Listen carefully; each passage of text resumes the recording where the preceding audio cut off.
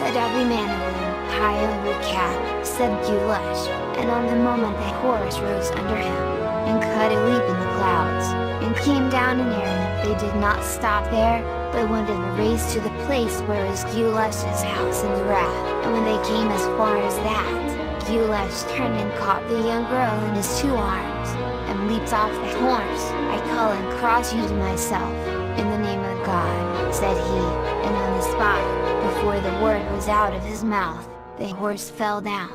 And what was in it but the beam of a plow, of which they had made a horse, and every other horse they had, it was that way they made it. Some of them were riding on an old besom, and some on a broken stick, and more on a bowlawn nor a hemlock stalk. The good people called out together when they heard what Guleesh said, "Oh, Guleesh, you clown, you thief, that no good may happen to you. Why did you play the trick on us?" But they had no power at all to carry off the girl, after Guleesh had consecrated her to himself. "Oh, Guleesh, isn't that a nice turn you did us, and we so kind to you? What good have we now out of our journey to France?" "Never mind yet, you clown, but you will pay us another time for this. Believe us, you'll repent it." "He'll have no good to get out of the young girl," said the little man that was talking to him in the palace before that, and as he said the word he moved over to her and struck her a slap on the side of the head. "Now," says he, "she'll be without talk anymore.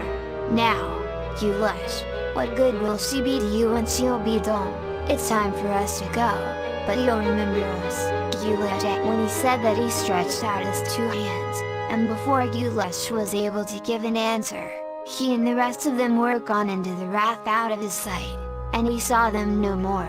He turned to the young woman and said to her, "Thanks be to God, they're gone. Would you not sooner stay with me than with him?" She gave him no answer. "There's trouble and grief in her yet," said Guleesh in his own mind, and he spoke to her again. "I am afraid that you must spend this night in my father's house, lady, and if there is anything that I can do for you, tell me, and I'll be your servant." The beautiful girl remained silent, but there were tears in her eyes, and her face was white and red after each other. "Lady," said Guleesh, "tell me what you would like me to do now. I never belonged at all to that lot of sheepigs who carried you away with them. I am the son of an honest farmer, and I went with them without knowing it. If I'll be able to send you back to your father, I'll do it, and I pray you make any use of me now that you may wish." He looked into her face, and he saw the mouth moving as if she was going to speak, but there came no word from it. "It cannot be," said Guleesh, "that you are dumb.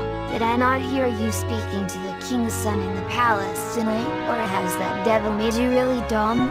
When he struck his nasty hand on your jaw, the girl raised her white smooth hand, and laid her finger on her tongue, to show him that she had lost her voice and power of speech, and the tears ran out of her 2 eyes like streams, and Guleesh's own eyes were not dry, for as rough as he was on the outside, he had a soft heart, and could not stand the sight of the young girl, and she in that unhappy plight.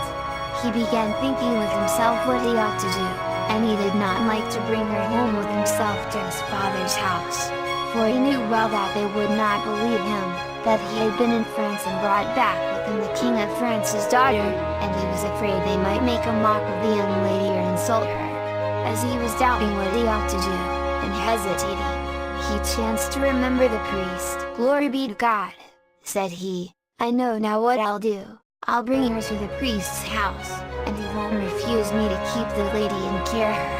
He turned to the lady again and told her that he was loath to take her to his father's house, but that there was an excellent priest very friendly to himself, who would take good care of her, if she wished to remain in his house, but that if there was any other place she would rather go, he said he would bring her to it. She bent her head, to show him she was obliged, and gave him to understand that she was ready to follow him any place he was going.